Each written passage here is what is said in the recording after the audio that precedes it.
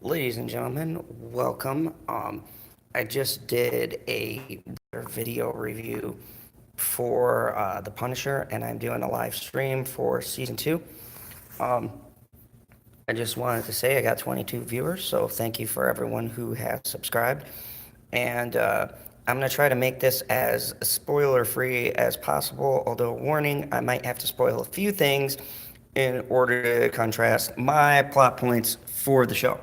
So I'm going to dive right into this, just stating what's good, what's bad, who really stands out in the performances, and then kind of give you my view of whether this is worth investing your 13 hours into. Yes, you heard it right, 13 hours. But boy, was it a well spent 13 hours that I actually spent a second time viewing. So let's jump right into this.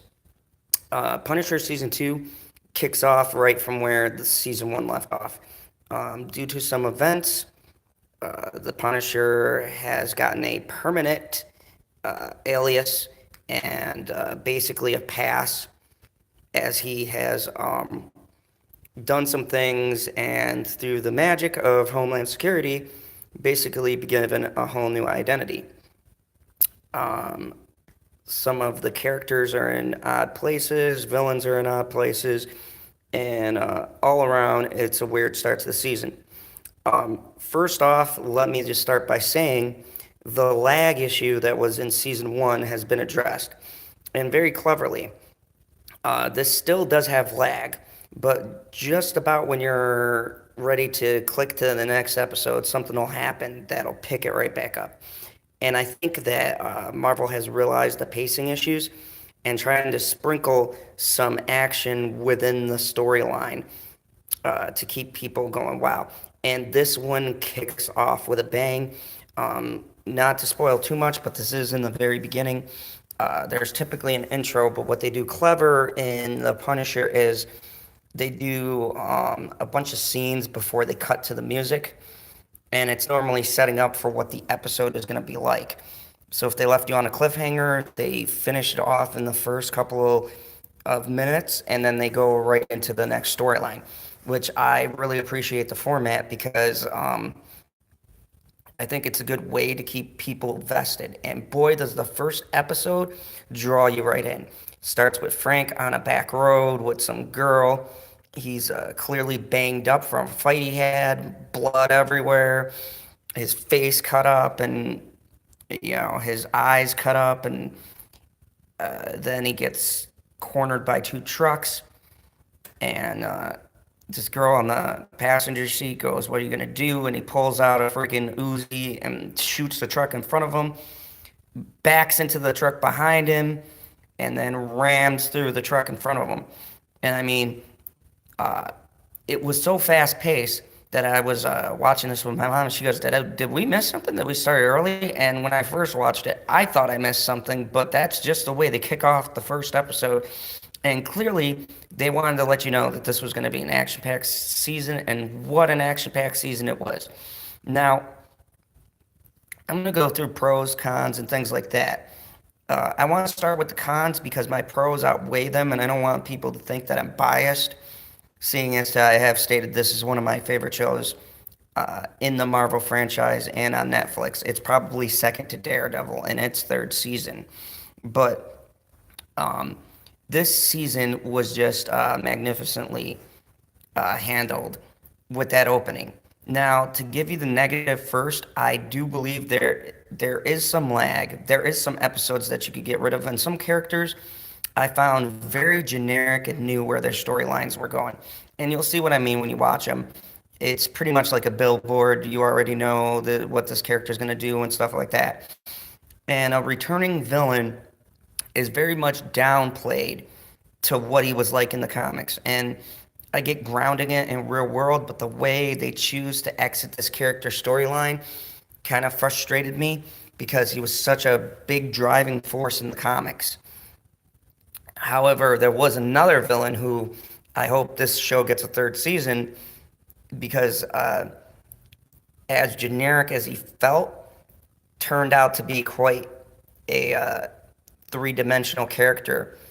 But you have to get further into the series to see kind of the puzzle pieces that they're putting together about this guy. But there's a new villain called Kai, and it deals with a storyline which there's multiple storylines going on. They're closing out the first season and starting a storyline between two friends battling it out. And there's also a simultaneous storyline where Frank finds this girl who's caught up in a bad situation with some powerful people that want to keep a secret from coming out, and they wind up chasing her all over until they get to their, of course, final destination, New York. Why all of this stuff goes down in New York, I don't know. But, it is what it is. Anyways, the latter episodes are all heavily in one location. I did appreciate the ones that switched location, though. The the switch between New York and sort of, I want to say Missouri he's in or something like that, was great. Now, I said in my last review that the Punisher dealt with a man who was broken and his psyche was fractured, and you know him coming to normality, and without ruining the first season, at the end of it they put it in an unsure place, to where he can kind of make his own destiny. And it's great because you see that contrasted in the very first episode. And you see that maybe it's not Frank, but the world around him and his own code of ethics that draw him back into a fight. And it deals with a question of why this man can't settle down, why he just can't be normal. And the short answer is he's a soldier. He never finished his first fight. He came home and lost his family. He continued a second fight, and when you see him at peace and trying to cope with everything he's gone through, you see, in contrast with another villain, that they're both people who need a war to rage. And the underlining theme of the season is about this need to always be in battle. It's as if pieces of them never came back. And for him to function as a person, he needs something to fight, to protect, to hold on to. And without it, he's just kind of lost. And I think this gives a really great overarching theme to what the whole season is about. It's about lost people, all in different corners of the story, trying to find what their place is in the world. Some found it and it got ripped from them. Some never had it and are running towards it. And some had it and self-destructed. And I think in this sense, this story very much pulls these elements together beautifully, especially when you get to the ending and you see how every storyline is tied up. It really puts the characters into good places, if you want to call it that. They all, though, know their purpose by the end. And there's one such line where dialogue isn't that great, and I'll get to that in a second, but there is an excellent line where one character in particular says that all they want to know is what their place in the world is. What are they meant to do? If they weren't meant to do this one thing, then where do they fit? And it's quite brilliant because aren't we all looking for that? Don't we all get up, go to work, at our jobs in the pursuit of trying to find a better job or get better wages and things like that? But in the end, it all boils down to finding your place in the world. Where do you fit? You know, that tugging feeling you get when you're doing something and it's not right and you just hate it, is that feeling of not belonging. It's of being out of place. And as someone who the story resonated strongly with, because I've had that feeling many times, and especially with the military aspect, it's compelling stuff because it really is an age-old question, and it's simplistic in nature, but very complex, especially when you give the psychology of each character. So, another weakness I wanted to dive into. The dialogue is a hit or miss. Sometimes you have really brilliant moments, and then sometimes it's kind of like this hammy, corny dialogue, generic villain dialogues, and, you know, just some lazy writing, which, to its credit, these moments are few and far in between, but where they suffer the most is where they try to tackle a political view and someone gives a half-assed, one-dimensional kind of perspective on what they feel is right or wrong. And that, thankfully, was only a couple of scenes sprinkled in here and there. But for the most part, I would say that was the weakest part. And maybe like in season one, you could have done without one or two episodes or the end of a couple episodes that really slowed the pacing down a bit. Now, the action, my God, the action is top notch. I know a lot of the Netflix shows got canceled, the superhero shows, and this felt like if this was going to be the last season, they were going out with a bang. I mean, this is true blue, straight out of the comic book Punisher stuff. Him running in and facing 100 people, or I'm exaggerating, it's about 5 or 10 at a time, but still, think about fighting 10 grown, well trained military people, or drug dealers, or what have you, with semi automatic guns, and how crazy that concept is. But once again, Berthel phenomenally pulls this off. And the greatest part is we see Punisher vulnerable in a particular episode near the ending, around the final 3 episode mark, where you see that he's still a man. And facing a group of well trained soldiers, he still gets hurt. I mean, he still gets injured. I mean, heck, the first episode, he got pretty badly injured as well. And it's great because he's not a Batman. He's not, a Spider Man or anything like that. He doesn't have some kind of superhuman. He's a regular guy. Bullets will hurt him, knives will cut him. I mean, despite his training, he does get slashed here and there, and it adds a bit of ground to what is a superhero show. I mean, this is a guy who can die. I mean, granted, he takes punishment like no person I've ever seen, pun intended. But I mean, and possibly has, if not survived through sheer will and hatred. But I mean, he's been in some bad spots, and this season sees him in the worst yet. I mean, the second to the last episode is a testament to how much this battle takes a toll. And essentially, through the season, he's fighting a war on 2 fronts. He's fighting these powerful senators, trying to get this girl, and he's fighting against a former friend who understands his psychology.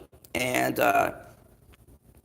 while I didn't agree with how they ended certain storylines, it made for a compelling watch, especially see these two having almost a chess match with each other. Now, Billy Russo makes a return, and I don't want to tell you what happens. It'll spoil the first season, but let's just say he's not in his right state of mind. And how they handled the Jigsaw character kind of felt half-hearted. He didn't have as many scars, and in a sense, I like it and I don't. The metaphor for his mind state was it was fractured, like a jigsaw. And I appreciate them going for a deeper meaning behind his wounds, that not necessarily it's the physical, but it's the mental, not being able to remember events from the first season, and why these people who he remembers as friends are all of a sudden shooting at you. It's a great concept. I just think the execution is a little weirdly out of place.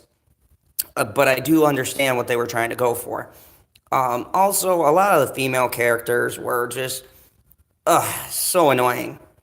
I'm all for female placed characters and making them tough or whatever else, but there's a particular scene where a special agent is fighting another girl who's a psychiatrist, and she manages to almost kill her. Now, I don't know if anyone else sees the problem with that, but special agent versus a therapist, that ain't even in the realm of fair, even if you give that person a gun. All right, there's training and things like that, and that really pulled down some of the enjoyment uh, of watching this scene and being like, this is just totally unrealistic.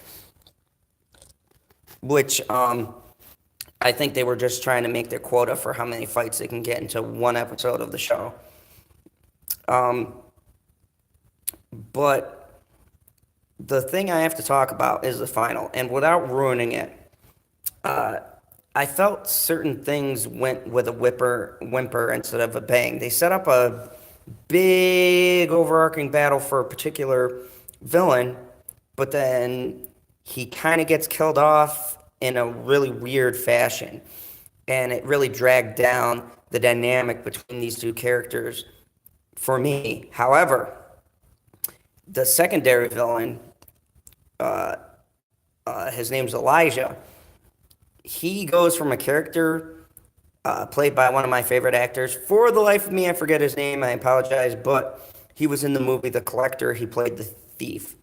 He's a great actor, and he plays this villain beautifully. And in the beginning, he seems very cookie cutter kind of villain.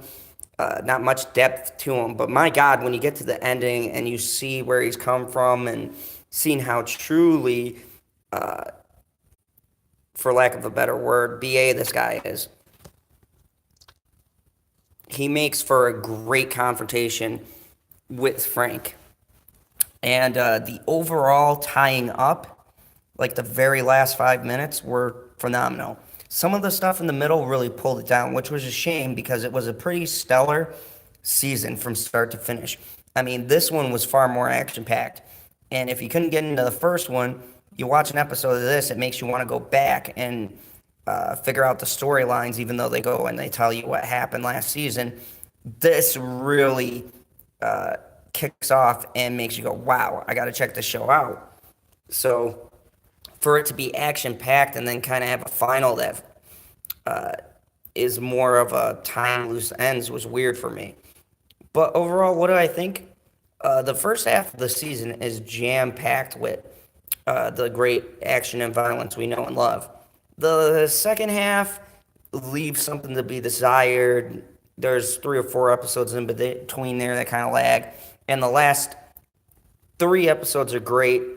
The 2 before the season final were probably the highlight. So, overall, I think if you're looking for a good way to kill some time and you're not into the superhero genre, but you want something more grounded, Daredevil and Punisher are the way to go. They're very grounded type heroes, and they really take a lot of the comic book vibes. And if you're a fan of the comics, then you'll love the Punisher for what it is: a gritty, violent, well-made, well-shot show about a one-man army. But overall, I hope this does inspire people to watch the show because I really don't want Netflix to cancel it. I'd love to see it go to a third, but with the way they end it, I'd be happy with this ending. It did tie up a lot of stuff, and there's not a lot of lingering story where they would really have to pursue it, where you go, oh my God, they're not going to make a season 3. It pretty much ties everything up in a nice little neat bow and gives the casual viewer a satisfying ending, which is all you could really want in a show. So, in conclusion, thank you for watching. Please like, subscribe, or get the buzzard ring to let you know when I post these updates, and I'll be continuously doing more posts as I go along. My next post that I'm looking to do will probably be for the show Lucifer. So, anyways, everybody have a good evening. Been fun chatting with you guys about my favorite picks.